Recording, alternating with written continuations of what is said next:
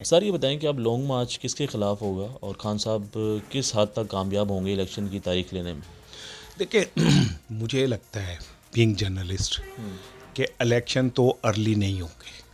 یہ میری کیلکولیشن ہے, میں بھی غلط بھی ہو جائے. تو پھر یہ لانگ مارچ کیوں ہو رہا ہے؟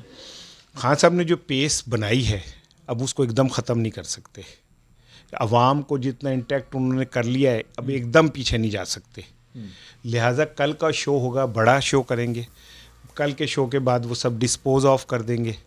دھرنا شرنا یہ وہ لوگوں کو کہیں گے اپنے اپنے گھر چلے جائیں, اور اب وقت کا انتظار کریں جب میں آپ کو فائنل کال دوں گا.